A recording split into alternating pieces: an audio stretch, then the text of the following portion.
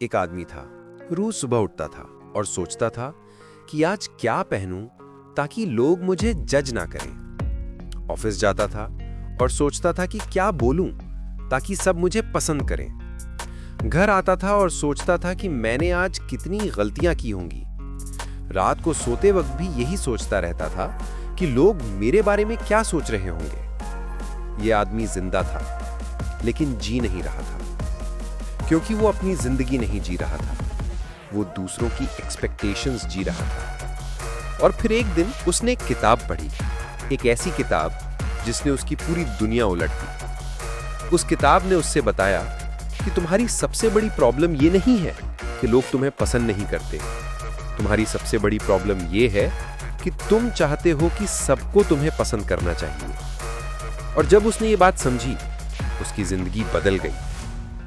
क्या तुम जानते हो कि दुनिया में 80% लोग दूसरों की अप्रूवल के लिए जीते हैं। अपनी खुशी छोड़ देते हैं सिर्फ इसलिए कि लोग क्या कहेंगे। लेकिन 20% लोग ऐसे हैं जो फ्री हैं, जो खुश हैं, जो ऑथेंटिकली जीते हैं। और आज मैं तुम्हें वही सीक्रेट बताऊंगा जो उन 20% लोगों को पता है। रुको, अगर तुमने अभी तक ALE आर्यन को सब्सक्राइब नहीं किया है तो अभी करो, क्योंकि यहां तुम्हें मिलती हैं दुनिया की सबसे लाइफ चेंजिंग बुक्स हिंदी में। और अगर ये ऑडियो बुक तुम्हें वैल्यूएबल लगे तो लाइक जरूर करना और अपने दोस्तों को शेयर करना जो मेंटल पीस ढूंढ रहे हैं। अब सुनो, ये है the courage to be disliked by Ichiro Kishimi and Fumitake Koga. ये सिर्फ एक किताब नहीं है, ये एक रेवोल्यूशन है, एक फिलॉसफी है जो 3 मिलियन से ज्यादा कॉपीज बिक चुकी है वर्ल्ड वाइड। और आज ये तुम्हारी जिंदगी बदलने वाली है। ये है AI आर्यन, तुम्हारा अपना ऑडियो बुक चैनल। चलो शुरू करते हैं। ये बुक एक यूनिक फॉर्मेट में लिखी गई है। एक डायलॉग है एक यंग मैन और एक फिलोसोफर के बीच। यंग मैन फ्रस्ट्रेटेड है, डिप्रेस्ड है, अनहैप्पी है। उसे लगता है दुनिया अनफेयर है, लोग उसे समझते नहीं, जिंदगी मुश्किल है। फिलोसोफर उसे बताता है अल्फ्रेड एडलर की साइकोलॉजी, एक ऐसी साइकोलॉजी जो फ्रॉड से अलग है, एक ऐसा फिलॉसफी जो तुम्हारी हर प्रॉब्लम का सॉल्यूशन है। अल्फ्रेड एडलर कौन थे? वो एक ऑस्ट्रियन साइकोलॉजिस्ट थे जिनके आइडियाज रेवोल्यूशनरी थे। उन्होंने कहा कि तुम्हारा पास्ट तुम्हें डिफाइन नहीं करता, तुम्हारे डिसीजंस तुम्हें डिफाइन करते हैं। और इस बुक में वही फिलॉसफी डायलॉग के थ्रू एक्सप्लेन की गई है। Questions, answers, arguments, realisations. और मैं आज तुम्हें वही फिलॉसफी स्टोरी फॉर्मेट में सुनाऊंगा ताकि तुम समझो भी और फील भी करो। तैयार हो? चलो। ये सुन के तुम्हें शॉक लगेगा, लेकिन ये इस बुक का सबसे कंट्रोवर्शियल और पावरफुल आइडिया है। फिलॉसफर कहता है कि ट्रॉमा एग्जिस्ट नहीं करता, तुम्हारा पास्ट तुम्हें डिफाइन नहीं करता, तुम अपने पास्ट को एक्सक्यूज की तरह यूज करते हो। यंग मैन गुस्सा हो जाता है। वो कहता है कैसे मतलब ट्रॉमा एग्जिस्ट नहीं करता? मैंने बचपन में बहुत सफर किया, मेरी फैमिली टॉक्सिक थी, मेरे साथ बुरा हुआ।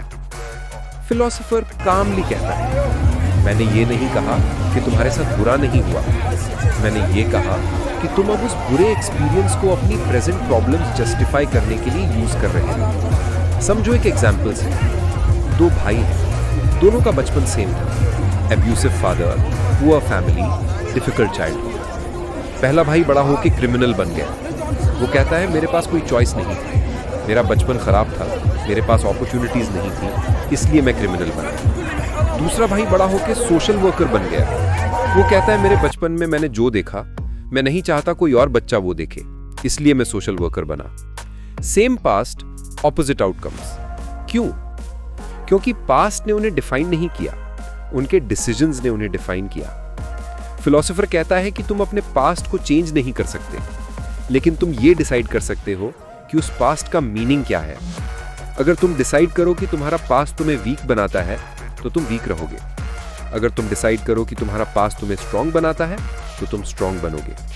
ये कॉन्सेप्ट हार्ड है डाइजेस्ट करना, लेकिन ये फ्रीडम है, क्योंकि इसका मतलब है कि तुम विक्टिम नहीं हो, तुम क्रिएटर हो अपनी लाइफ के। याद रखो, ट्रॉमा एक एक्सक्यूज नहीं है, ये एक एक्सपीरियंस है जो तुमने फेस किया, लेकिन अब तुम्हारा चॉइस है कि उस एक्सपीरियंस के साथ क्या करना है। अब फिलॉसफर एक और शॉकिंग स्टेटमेंट देता है, सभी प्रॉब्लम्स रिलेशनशिप प्रॉब्लम्स हैं। यंग मैन कंफ्यूज हो जाता है। वो कहता है मेरे पास फाइनेंशियल प्रॉब्लम्स हैं, हेल्थ प्रॉब्लम्स हैं, करियर प्रॉब्लम्स हैं, ये रिलेशनशिप प्रॉब्लम्स कैसे हैं? फिलोसोफर एक्सप्लेन करता है, अगर तुम एक डेजर्ट आइलैंड पर अकेले होते, क्या तुम्हें फाइनेंशियल प्रॉब्लम्स होती? नहीं, क्योंकि कोई तुमसे कंपेयर नहीं कर रहा होता। अगर कोई और इंसान नहीं होता, क्या तुम्हें अपीयरेंस के बारे में टेंशन होती? नहीं, क्योंकि कोई तुम्हें जज नहीं कर रहा होता। अगर कोई तुम्हारा बॉस नहीं होता, क्या तुम्हें वर्क स्ट्रेस होती? नहीं, क्योंकि कोई तुमसे एक्सपेक्टेशंस नहीं रख रहा होता। देखा, सभी प्रॉब्लम्स अल्टीमेटली रिलेशनशिप से कनेक्टेड है। अब इसका मतलब ये नहीं कि रिलेशनशिप्स ही प्रॉब्लम है, मतलब ये है कि तुम्हारा तरीका रिलेशनशिप्स हैंडल करने का प्रॉब्लम है। एक कहानी सुनाऊं? राहुल नाम का एक लड़का है, वो हमेशा स्ट्रेस्ड रहता है। ऑफिस में बॉस से डर लगता है, घर में पेरेंट्स से डर लगता है, फ्रेंड से भी प्रॉपर्ली बात नहीं कर पाता। उसे लगता है प्रॉब्लम ये है कि वो इंट्रोवर्ट है, शाय है, कॉन्फिडेंट नहीं है। लेकिन एडलिव साइकोलॉजी कहती है कि प्रॉब्लम ये नहीं है। प्रॉब्लम ये है कि राहुल हर रिलेशनशिप में वर्टिकल थिंकिंग करता है। मतलब वो सोचता है कि बॉस मुझसे सुपीरियर है, पेरेंट्स मुझसे वाइज हैं, फ्रेंड्स मुझसे बेटर हैं। जब तुम वर्टिकल सोचते हो तो तुम इंफीरियर फील करते हो, और जब इंफीरियर फील करते हो तो तुम स्ट्रेस्ड रहते हो। सोल्यूशन क्या है? Horizontal thinking. मतलब बॉस डिफरेंट है, सुपीरियर नहीं, पेरेंट्स एक्सपीरियंस्ड हैं, सुपीरियर नहीं, फ्रेंड्स डिफरेंट क्वालिटीज हैं, बेटर नहीं। जब तुम हॉरिजॉन्टली सोचना शुरू करते हो, रिलेशनशिप्स इजी हो जाती हैं, क्योंकि अब तुम कंपटीशन नहीं कर रहे, तुम कोलैबोरेशन कर रहे हो। याद रखो, प्रॉब्लम्स रिलेशनशिप्स में नहीं है, प्रॉब्लम्स तुम्हारे पर्सपेक्टिव में है। अब आता है इस बुक का सबसे प्रैक्टिकल और life changing concept, separation of tasks. Philosopher कहता है कि तुम्हारी ज्यादातर प्रॉब्लम्स इसलिए हैं क्योंकि तुम दूसरों के टास्क्स अपने ऊपर ले लेते हो और अपने टास्क्स दूसरों के हवाले कर देते हो। यंग मैन पूछता है, मतलब क्या है इसका? सिंपल है, हर टास्क के दो पार्ट्स होते हैं, एक्शन और कॉन्सिक्वेंस। अगर एक्शन तुम्हारा है तो वो तुम्हारा टास्क है, अगर कॉन्सिक्वेंस किसी और का है तो वो उसका टास्क है। एग्जाम्पल समझो, तुम ऑनेस्ट हो, ट्रूथ बोलते हो, किसी को बुरा लग गया, अब क्या करेगा? ज्यादातर लोग ये सोचेंगे कि ओ नो, मैंने गलती कर दी, मुझे ट्रूथ नहीं बोलना चाहिए था, मैं बुरा इंसान हूं।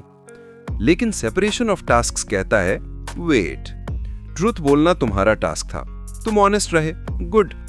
उसका बुरा फील करना उसका टास्क है, उसकी चॉइस है, उसकी रिस्पॉन्सिबिलिटी है, तुम उसके इमोशंस के रिस्पॉन्सिबल नहीं हो। एक और एग्जाम्पल, तुम्हारा बच्चा है, तुम उसे कहते हो पढ़ाई करो, वो नहीं करता, फेल हो जाता है। ज्यादातर पेरेंट्स ये सोचेंगे कि मेरी गलती है, मैं अच्छा पेरेंट नहीं हूं, मैंने उसे मोटिवेट नहीं किया। लेकिन सेपरेशन ऑफ टास्क्स कहता है, तुम्हारा टास्क था गाइडेंस देना, तुमने दे दिया, डन। उसका टास्क था पढ़ना, उसने नहीं किया, कॉन्सिक्वेंस उसका है, लेसन उसका है, तुम उसकी चॉइसेस के रिस्पॉन्सिबल नहीं हो। ये फिलॉसफी सुनने में सेल्फिश लगती है, लेकिन ये फ्रीडम है, क्योंकि जब तुम दूसरों के टास्क अपने ऊपर लेने बंद कर देते हो तो तुम्हारा बर्डन कम हो जाता है, तुम्हारी टेंशन कम हो जाती है, तुम्हारी लाइफ सिंपल हो जाती है। और जब तुम अपने टास्क दूसरों के हवाले करने बंद कर देते हो तो तुम ओनरशिप लेते हो, तुम रेस्पॉन्सिबल बनते हो, तुम ग्रो करते हो। पूछो अपने आप से, ये टास्क किसकी रेस्पॉन्सिबिलिटी है? अगर आंसर मैं नहीं हूं तो छोड़ दो, लेट गो। अब आता है वो कॉन्सेप्ट जो तुम्हारी पूरी लाइफ चेंज कर देगा। फिलोसोफर कहता है, stop seeking approval, stop trying to be liked by everyone. Young man shock में आ जाता है, वो कहता है, तो फिर मैं क्या करूं?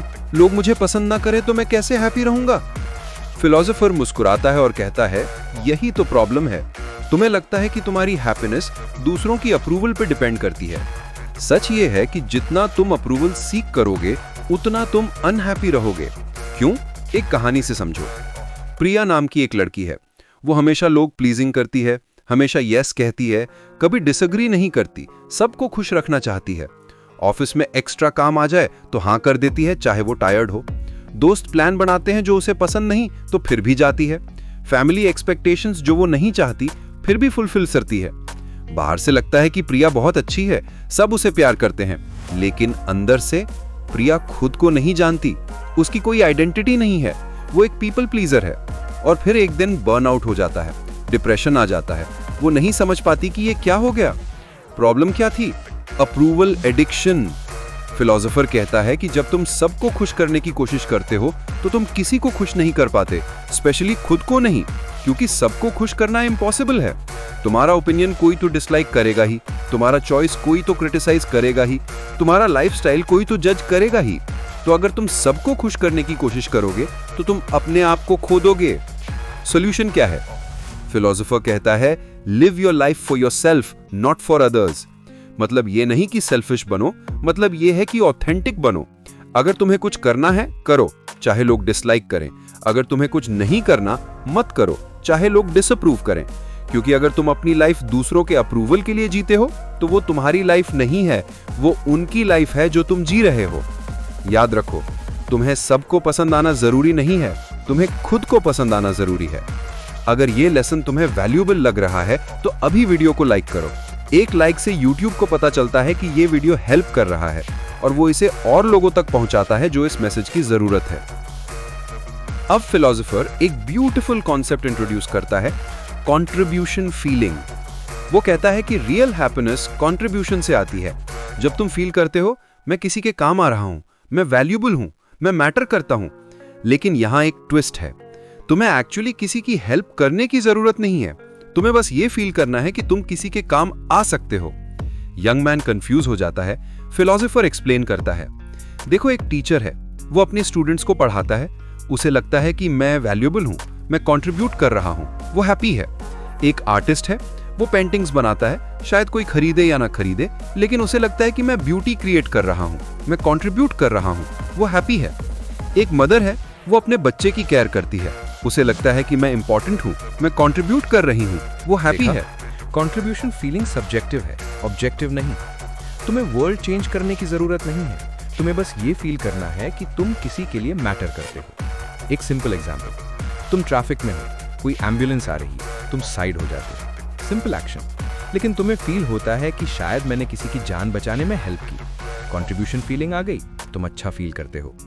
तुम किसी स्ट्रेंजर के लिए डोर होल्ड करते हो, स्मॉल जेस्चर, लेकिन तुम्हें फील होता है कि मैंने किसी का दिन थोड़ा अच्छा बनाया। कंट्रीब्यूशन फीलिंग, तुम हैप्पी फील करते हो। फिलोसोफर कहता है कि हैप्पीनेस कॉम्प्लेक्स नहीं है, हैप्पीनेस कंट्रीब्यूशन फीलिंग में है। और सबसे अच्छी बात यह है कि तुम्हें इसके लिए किसी की अप्रूवल नहीं चाहिए, तुम्हें इसके लिए फेमस होने की जरूरत नहीं है, तुम्हें इसके लिए रिच होने की जरूरत नहीं है। तुम्हें बस ये फील करना है कि आई matter, I contribute, I am valuable. ये फीलिंग तुम्हें डेली एक्टिविटीज में मिल सकती है, अपने काम में, अपने रिलेशनशिप्स में, अपने हॉबीज में। Find ways to contribute, feel that contribution, be happy. अब फिलोसोफर एक प्रोफाउंड ट्रुथ शेयर करता है, पास्ट में मत जियो, फ्यूचर की चिंता मत करो, प्रेजेंट में जियो। यंग मैन कहता है, लेकिन ये तो बहुत कॉमन एडवाइस है, सबको पता है। फिलोसोफर कहता है, पता होना और करना अलग है, और एडलर इसे एक यूनिक एंगल से एक्सप्लेन करते हैं। वो कहते हैं कि जब तुम पास्ट में जीते हो या फ्यूचर में, तो तुम एक एक्सक्यूज क्रिएट कर रहे हो, प्रेजेंट एक्शन से बचने का एक्सक्यूज। समझो एक एग्जाम्पल से, कोई कहता है मैं पास्ट में हर्ट हुआ था इसलिए मैं अब रिलेशनशिप नहीं बना सकता। ये एक एक्सक्यूज है, प्रेजेंट एक्शन अवॉइड करने का। कोई कहता है जब मैं सक्सेसफुल हो जाऊंगा तब मैं हैप्पी रहूंगा। ये भी एक्सक्यूज है, प्रेजेंट में हैप्पी रहने का एफर्ट नहीं करना। फिलोसोफर कहता है कि लाइफ एक जर्नी नहीं है, लाइफ एक सीरीज ऑफ मोमेंट्स है। तुम्हें डेस्टिनेशन पे पहुंचना जरूरी नहीं है, तुम्हें हर मोमेंट में प्रेजेंट रहना जरूरी है। एक पावरफुल स्टोरी बताता हूं जो फिलोसोफर बुक में शेयर करता है। एक आदमी है जो माउंटेन क्लाइंब कर रहा है, गोल है टॉप पे पहुंचना। एक अप्रोच ये है कि वो सिर्फ टॉप के बारे में सोचा करे, जल्दी जल्दी चढ़े, रास्ते को इग्नोर करे, बस डेस्टिनेशन पे पहुंचना है। दूसरी अप्रोच ये है कि वो हर स्टेप को एंजॉय करे, रास्ते में देखने वाले व्यूज को अप्रिशिएट करे, प्रेजेंट मोमेंट को फील करे। पहले आदमी को जब वो टॉप पे पहुंचेगा तो शायद वो खुश होगा, लेकिन सिर्फ उस एक मोमेंट के लिए। फिर वो सोचेगा अब क्या, नेक्स्ट माउंटेन। दूसरे आदमी को पूरा जर्नी हैप्पी रहेगा क्योंकि वो हर मोमेंट में जी रहा था। यही है डिफरेंस। लाइफ गोल्स अचीव करना नहीं है, लाइफ मोमेंट्स जीने का नाम है। तो आज से इस मोमेंट से प्रेजेंट में आओ, पास्ट को जाने दो, फ्यूचर को वरी मत करो।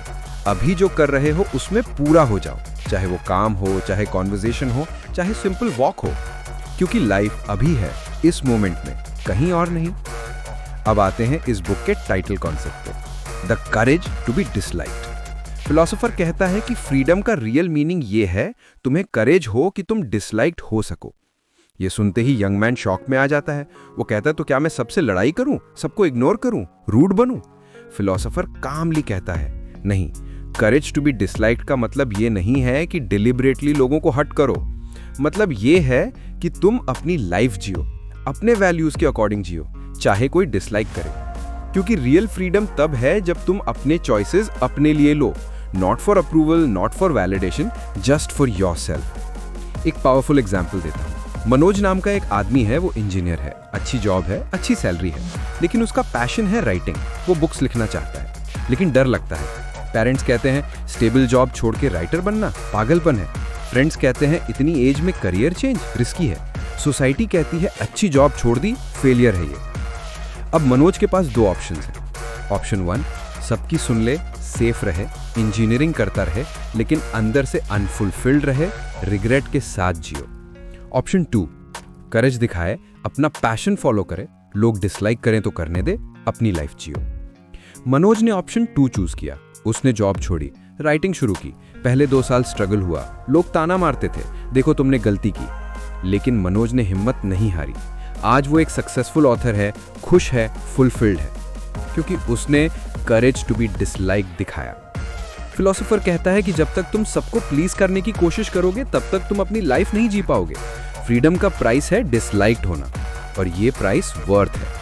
क्योंकि जब तुम ऑथेंटिकली जीते हो तो हाँ, कुछ लोग डिसलाइक करेंगे, लेकिन जो लोग एक्चुअली मैटर करते हैं वो रिस्पेक्ट करेंगे। और सबसे इंपॉर्टेंट बात, तुम खुद को रिस्पेक्ट करोगे। तो आज से अपने आप से पूछो, मैं ये कर रहा हूं क्योंकि मैं करना चाहता हूं या क्योंकि लोग अप्रूव करेंगे? अगर आंसर दूसरा है तो करेज दिखाओ, अपनी लाइफ। देखा, कंट्रीब्यूशन फीलिंग सब्जेक्टिव है, ऑब्जेक्टिव नहीं। तुम्हें वर्ल्ड चेंज करने की जरूरत नहीं है, तुम्हें बस ये फील करना है कि तुम किसी के लिए मैटर करते हो। एक सिंपल एग्जाम्पल, तुम ट्रैफिक में हो, कोई एम्बुलेंस आ रही है, तुम साइड हो जाते हो, सिंपल एक्शन, लेकिन तुम्हें फील होता है कि शायद मैंने किसी की जान बचाने में हेल्प की। कंट्रीब्यूशन फीलिंग आ गई, तुम अच्छा फील करते हो। तुम किसी स्ट्रेंजर के लिए डोर होल्ड करते हो, स्मॉल जेस्चर, लेकिन तुम्हें फील होता है कि मैंने किसी का दिन थोड़ा अच्छा बनाया। कंट्रीब्यूशन फीलिंग, तुम हैप्पी फील करते हो। फिलोसोफर कहता है कि हैप्पीनेस कॉम्प्लेक्स नहीं है, हैप्पीनेस कंट्रीब्यूशन फीलिंग में है। और सबसे अच्छी बात यह है कि तुम्हें इसके लिए किसी की अप्रूवल नहीं चाहिए, तुम्हें इसके लिए फेमस होने की जरूरत नहीं है, तुम्हें इसके लिए रिच होने की जरूरत नहीं है। तुम्हें बस ये फील करना है कि आई matter, I contribute, I am valuable. ये फीलिंग तुम्हें डेली एक्टिविटीज में मिल सकती हैं, अपने काम में, अपने रिलेशनशिप्स में, अपने हॉबीज में। Find ways to contribute, feel that contribution, be happy. अब फिलोसोफर एक प्रोफाउंड ट्रुथ शेयर करता है, पास्ट में मत जियो, फ्यूचर की चिंता मत करो, प्रेजेंट में जियो। यंग मैन कहता है लेकिन ये तो बहुत कॉमन एडवाइस है, सबको पता है। फिलोसोफर कहता है पता होना और करना अलग है, और एडलर इसे एक यूनिक एंगल से एक्सप्लेन करते हैं।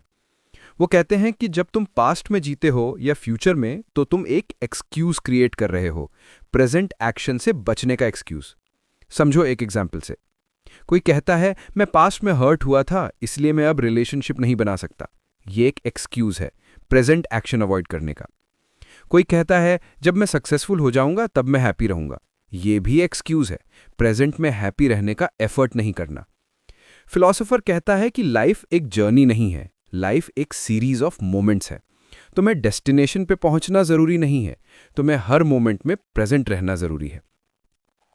एक पावरफुल स्टोरी बताता हूं जो फिलोसोफर बुक में शेयर करता है। एक आदमी है जो माउंटेन क्लाइंब कर रहा है, गोल है टॉप पे पहुंचना। एक अप्रोच ये है कि वो सिर्फ टॉप के बारे में सोचा करे, जल्दी जल्दी चढ़े, रास्ते को इग्नोर करे, बस डेस्टिनेशन पे पहुंचना है। दूसरी अप्रोच ये है कि वो हर स्टेप को एंजॉय करे, रास्ते में देखने वाले व्यूज को अप्रिशिएट करे, प्रेजेंट मोमेंट को फील करे। पहले आदमी को जब वो टॉप पे पहुंचेगा तो शायद वो खुश होगा, लेकिन सिर्फ उस एक मोमेंट के लिए। फिर वो सोचेगा अब क्या, नेक्स्ट माउंटेन। दूसरे आदमी को पूरा जर्नी हैप्पी रहेगा, क्योंकि वो हर मोमेंट में जी रहा था। यही है डिफरेंस। लाइफ गोल्स अचीव करना नहीं है, लाइफ मोमेंट्स जीने का नाम है। तो आज से इस मोमेंट से प्रेजेंट में आओ, पास्ट को जाने दो, फ्यूचर को वरी मत करो। अभी जो कर रहे हो उसमें पूरा हो जाओ, चाहे वो काम हो, चाहे कॉन्वर्सेशन हो, चाहे सिंपल वॉक हो, क्योंकि लाइफ अभी है, इस मोमेंट में, कहीं और नहीं।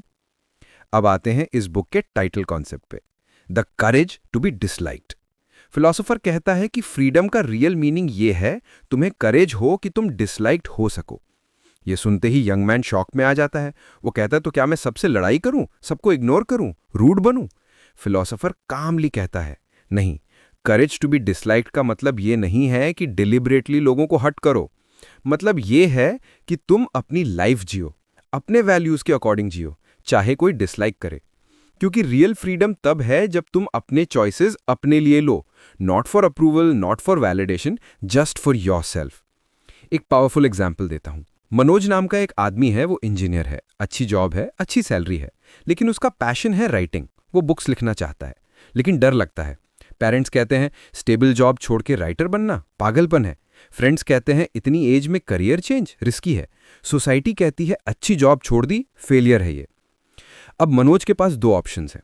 ऑप्शन 1, सबकी सुन ले, सेफ रहे, इंजीनियरिंग करता रहे, लेकिन अंदर से अनफुलफिल्ड रहे, रिग्रेट के साथ जियो। ऑप्शन 2, करेज दिखाए, अपना पैशन फॉलो करे, लोग डिसलाइक करें तो करने दे, अपनी लाइफ जियो। मनोज ने ऑप्शन 2 चूज किया। उसने जॉब छोड़ी, राइटिंग शुरू की। पहले 2 साल स्ट्रगल हुआ, लोग ताना मारते थे, देखो तुमने गलती की। लेकिन मनोज ने हिम्मत नहीं हारी। आज वो एक सक्सेसफुल ऑथर है, खुश है, फुलफिल्ड है, क्योंकि उसने करेज टू बी डिसलाइक दिखाया। फिलोसोफर कहता है कि जब तक तुम सबको प्लीज करने की कोशिश करोगे तब तक तुम अपनी लाइफ नहीं जी पाओगे। फ्रीडम का प्राइस है डिसलाइक्ड होना, और ये प्राइस वर्थ है। क्योंकि जब तुम ऑथेंटिकली जीते हो तो हाँ, कुछ लोग डिसलाइक करेंगे, लेकिन जो लोग एक्चुअली मैटर करते हैं वो रिस्पेक्ट करेंगे। और सबसे इंपॉर्टेंट बात, तुम खुद को रिस्पेक्ट करोगे। तो आज से अपने आप से पूछो, मैं ये कर रहा हूं क्योंकि मैं करना चाहता हूं या क्योंकि लोग अप्रूव करेंगे? अगर आंसर दूसरा है तो करेज दिखाओ, अपनी life Jio. Let people dislike you if they want, क्योंकि तुम्हारी लाइफ तुम्हारी है, किसी और की नहीं। लास्ट लेसन, और शायद सबसे लिबरेटिंग लेसन, फिलोसोफर कहता है तुम्हें रिकग्निशन की जरूरत नहीं है। यंग मैन कहता है लेकिन रिकग्निशन तो मोटिवेट करती है, अवार्ड्स, अप्रिसिएशन, प्रेज, ये सब तो अच्छा लगता है। फिलोसोफर मुस्कुराता है और कहता है हाँ, अच्छा लगता है लेकिन जरूरत नहीं है। फर्क समझो, वांट और नीड में। रिकग्निशन चाहना ओके है, लेकिन उसकी जरूरत फील करना प्रॉब्लम है। जब तुम्हें रिकग्निशन की जरूरत होती है तो तुम डिपेंडेंट हो जाते हो, तुम्हारी हैप्पीनेस दूसरों की वैलिडेशन पे डिपेंड कर जाती है। लेकिन जब तुम्हें रिकग्निशन की जरूरत नहीं होती है तो तुम फ्री हो, तुम अपने लिए काम करते हो, अपनी सेटिस्फैक्शन के लिए करते हो। एक फाइनल स्टोरी। 2 आर्टिस्ट्स हैं, दोनों पेंटिंग्स बनाते हैं। पहला आर्टिस्ट सोचता है कि मुझे फेमस होना है, रिकग्निशन चाहिए, अवार्ड्स चाहिए, तब मैं सक्सेसफुल हूं। वो पेंटिंग्स इसलिए बनाता है ताकि लोग अप्रिशिएट करें। जब उसकी पेंटिंग को कोई अप्रिशिएट नहीं करता, वो डिमोटिवेटेड हो जाता है। जब कोई आर्टिस्ट उससे बेटर काम करता है, वो जेलस हो जाता है। उसकी हैप्पीनेस दूसरों के रिएक्शंस पर डिपेंड करती है। दूसरा आर्टिस्ट सोचता है कि मैं पेंटिंग बनाता हूं क्योंकि मुझे बनानी है, ये मेरा एक्सप्रेशन है, मेरी सेटिस्फैक्शन है। लोग अप्रिशिएट करें या ना करें, वो बनता रहता है क्योंकि वो अपने लिए बना रहा है। उसकी हैप्पीनेस इंटरनल है। कौन ज्यादा फ्री है, कौन ज्यादा हैप्पी है? ऑब्वियसली दूसरा। फिलोसोफर कहता है कि जब तुम रिकग्निशन की जरूरत छोड़ देते हो तब रियल क्रिएशन शुरू होती है, तब रियल हैप्पीनेस मिलती है। तो अपने आप से पूछो, मैं ये कर रहा हूं किस लिए? रिकग्निशन के लिए या सेटिस्फैक्शन के लिए? अगर आंसर रिकग्निशन है तो पर्सपेक्टिव चेंज करो, अपने लिए करो, नॉट फॉर अदर्स। क्योंकि जब तुम अपने लिए काम करते हो तो कोई तुमसे वो नहीं छीन सकता, वो तुम्हारा है फॉरएवर। तो दोस्तों, ये थी the courage to be disliked by Ichiro Kishimi and Fumitake Koga. एक बार सारे लेसन्स रिकैप करते हैं। लेसन 1, ट्रॉमा एग्जिस्ट नहीं करता, तुम्हारा पास्ट एक्सक्यूज नहीं है, तुम्हारे डिसीजंस तुम्हें डिफाइन करते हैं। लेसन 2, सभी प्रॉब्लम्स रिलेशनशिप प्रॉब्लम्स हैं और सोल्यूशन है horizontal thinking, not vertical. Lesson 3, separation of tasks, अपने टास्क करो, दूसरों के टास्क उन्हें करने दो, बर्डन छोड़ो। लेसन 4, अप्रूवल सीकिंग छोड़ो, तुम्हें सबको पसंद आना जरूरी नहीं, ऑथेंटिक बनो। Lesson 5, contribution feeling, happiness contribution से आती है, फील करो कि तुम मैटर करते हो। लेसन 6, प्रेजेंट में जियो, पास्ट और फ्यूचर एक्सक्यूज नहीं है, लाइफ अभी है, इस मोमेंट में, कहीं और नहीं। Lesson 7, courage to be disliked, तुम्हारा फ्रीडम तुम्हारी हिम्मत में है डिसलाइक्ड होने की। लेसन 8, रिकग्निशन की जरूरत नहीं, अपने लिए जियो, नॉट फॉर वैलिडेशन। ये लेसन सिंपल लग सकते हैं सुनने में, लेकिन इंप्लीमेंट करना चैलेंजिंग है, क्योंकि ये फिलॉसफी तुम्हारे कंडीशनिंग के अगेंस्ट है। सोसाइटी ने तुम्हें सिखाया है प्लीज एवरीवन, एडलर कहता है प्लीज योरसेल्फ। सोसाइटी ने तुम्हें सिखाया है पास्ट इंपॉर्टेंट है, एडलर कहता है प्रेजेंट इंपॉर्टेंट है। सोसाइटी ने तुम्हें सिखाया है रिकग्निशन सीख करो, एडलर कहता है फ्रीडम सीख करो। तो ट्रांजिशन मुश्किल होगा, लेकिन वर्थ है, क्योंकि जब तुम ये फिलॉसफी अडॉप्ट करोगे, तुम्हारी लाइफ ट्रांसफॉर्म हो जाएगी। तुम फ्री फील करोगे, लाइट फील करोगे, हैप्पी फील करोगे। मैं पर्सनली ये बुक रेकमेंड करता हूं हर उस इंसान को जो एंग्जाइटी फील करता है, जो ओवरथिंक करता है, जो लोग प्लीजिंग करता है, जो ऑथेंटिकली जीना चाहता है। अगर ये ऑडियो बुक तुम्हें वैल्यूएबल लगी तो प्लीज 3 काम करो। पहला, वीडियो को लाइक करो। एक लाइक से यूट्यूब को पता चलता है कि यह हेल्पफुल है और वो इसे और लोगों तक पहुंचाता है। दूसरा, अपने उस दोस्त को शेयर करो जो स्ट्रगल कर रहा है, जो अप्रूवल सीकिंग कर रहा है, जो फ्री होना चाहता है। तुम्हारा एक शेयर उसकी लाइफ बदल सकता है। तीसरा, IAI आर्यन को सब्सक्राइब करो और बेल आइकन दबाओ, ताकि जब भी ऐसी लाइफ चेंजिंग ऑडियो बुक्स आएं तुम्हें तुरंत पता चले। हम रेगुलरली पावरफुल बुक्स की समरीज हिंदी में लाते हैं, ताकि तुम सीख सको, ग्रो कर सको और बेस्ट वर्जन बन सको। ये था IAI आर्यन, तुम्हारा अपना ऑडियो बुक चैनल। अगली ऑडियो बुक में फिर मिलेंगे। तब तक के लिए करेज दिखाओ, फ्री बनो, ऑथेंटिकली जियो। नमस्ते।